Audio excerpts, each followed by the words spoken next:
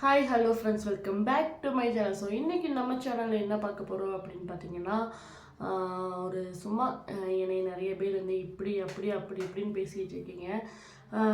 நார்மலாக வந்து எல்லாத்துக்கும் என்ன வேலை அப்படின்னா, ஒருத்தவங்க பேசுனாங்கன்னா அது வந்து இந்த காதில் கேட்டு இந்த காதில் விட்டு போயிடும். நம்மளும் வந்து சேர்ந்து வந்து அவங்களுக்கு வந்து இது பண்ணுறது.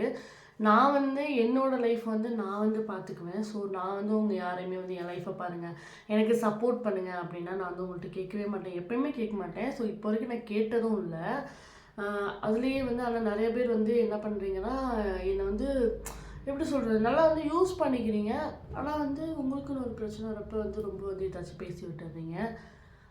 என்னைய பற்றி நீங்கள் வந்து என்கிட்ட கேட்டாலே வந்து நான் உண்மையை சொல்வேன். ஏன்னா அந்தளவுக்கு எனக்கு வந்து தைரியம் இருக்குது. நீங்கள் வந்து என்னைய பற்றி இன்னொருத்தவங்கள்ட்ட ஃபோன் பண்ணி இப்படி பண்ணுதா அது இப்படி பண்ணுதா அப்படின்ட்டு ஆளாளுக்கு நிறையா வேலை இருக்குது. ஆனால் என்னோட எனக்கு சுற்றி இருக்கிறவங்களுக்கு வந்து என்னை பற்றி பேசுகிறது மட்டுமே வந்து ஒரு வேலையாக இருக்குது. ஸோ இப்படி இருந்தீங்கன்னா லைஃப்பில் வந்து கண்டிப்பாக சொல்கிறேன், முன்னேறவே மாட்டீங்க.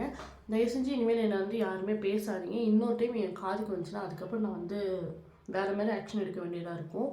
அது யாராக இருந்தாலும் சரி, ஃப்ரெண்ட்ஸ் அண்ட் ஃபேமிலி, யாராக இருந்தாலுமே சரி. எனக்கு வந்து நிறையா நியூஸஸ் வந்து வந்துருச்சு.